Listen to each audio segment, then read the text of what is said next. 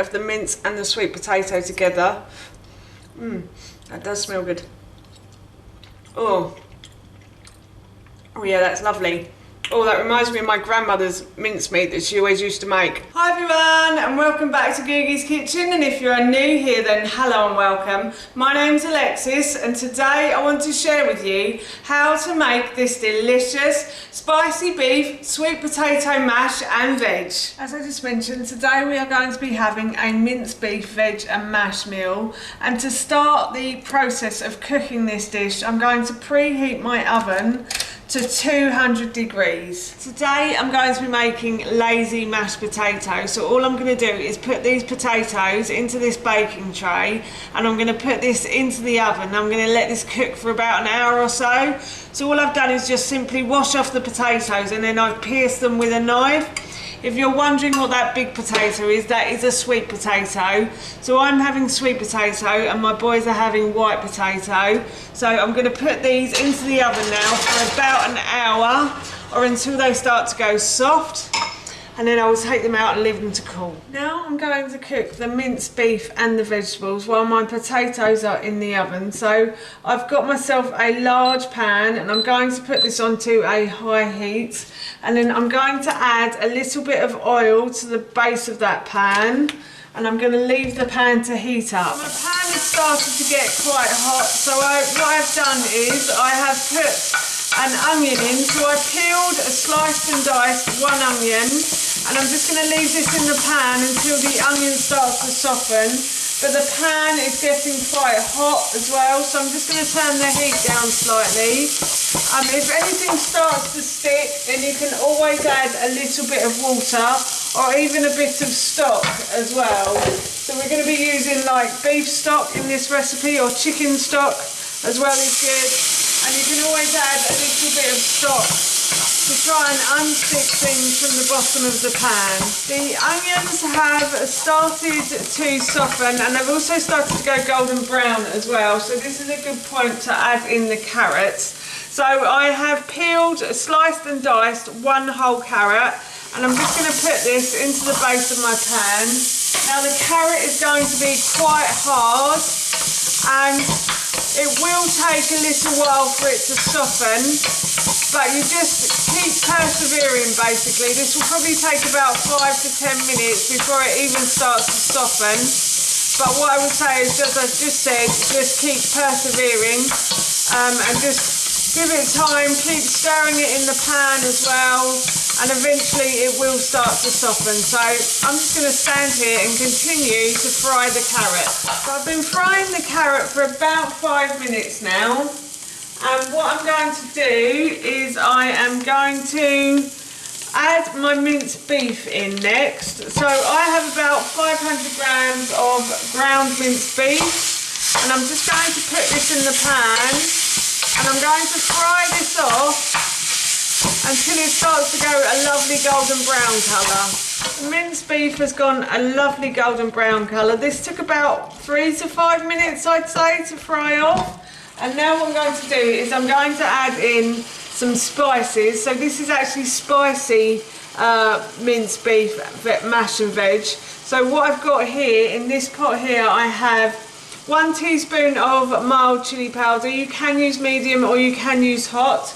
I've also got 1 teaspoon of smoked paprika, and then I have 1 teaspoon of ground cinnamon, and I have 1 teaspoon of ground cumin as well, I think.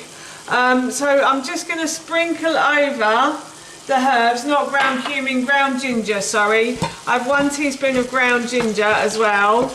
And I'm going to mix those in with the mincemeat. Oh, I can smell them already. They smell delicious in here. And I'm just going to continue to fry these for about 30 seconds until everything's sort of mixed in together. And then I'm going to add in about 200 mils of beef stock. If you haven't got beef stock, you can use chicken stock, or you could use vegetable stock if you wanted to as well. So I'm going to add in about 200 mils of my beef stock. So I think that's about 200 mils there. And then I'm also going to add in some sliced green beans to this. So these are frozen green beans. You can use fresh if you want to. I just find this easier just grabbing them from the freezer. So I've just got probably about a handful or two of some frozen green beans that I'm going to put in as well. And then I'm going to add in salt and pepper to that. So I'm going to add in a teaspoon of salt. Salt and pepper to your taste. If you like more, then please add more. There is already salt in the beef stock, so that's why I'm not adding as much. And then I'm going to add in a little bit of pepper. So I have a 9-year-old who likes spice, but he doesn't like it too spicy. So I only ever add in a little bit of pepper at the end. And I've also got to go and grab some chickpea flour as well, just to thicken the sauce. So I'm going to add a couple of tablespoons of chickpea flour to this recipe as well. And this is just to try and help thicken the gravy a little bit. If you haven't got chickpea flour, then you can use plain flour or any flour that you think will help to thicken this sauce. And it's just to give it a bit of extra thickness, as I said. So that's why I'm adding the chickpea flour.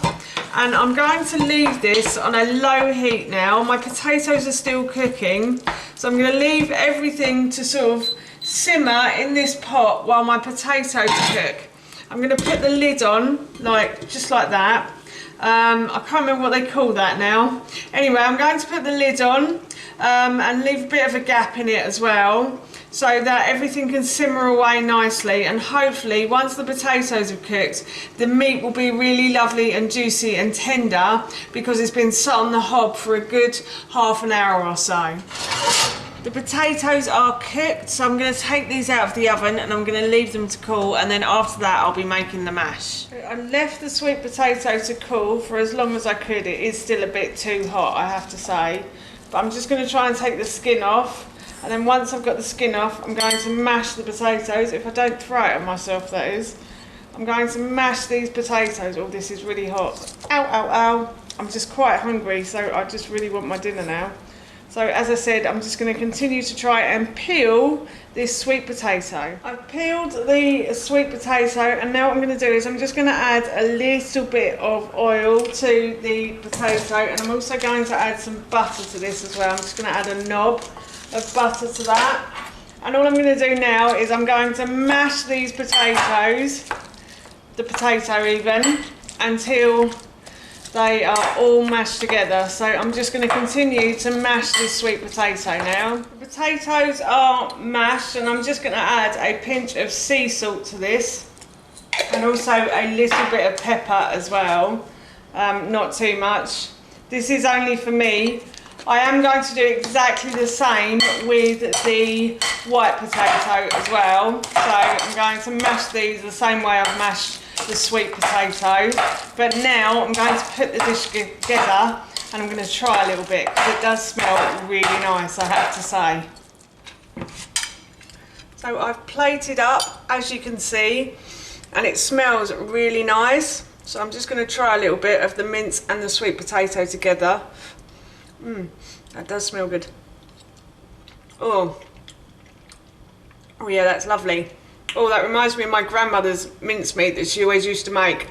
I really love that. So, I'm looking forward to that for my lunch today. That's how you make my delicious spicy beef, sweet potato mash and veg, and that recipe I will link in the description box below for you. As I mentioned earlier, we're going to be having this for our lunch today, and it smells and tastes so good. I can't wait to eat it. So for now, that's it from me. Thank you so much for watching. Please feel free to give me a big thumbs up if you enjoyed this video, and please feel free to leave any comments below, and please don't forget to hit that subscribe button. See you all soon. Bye.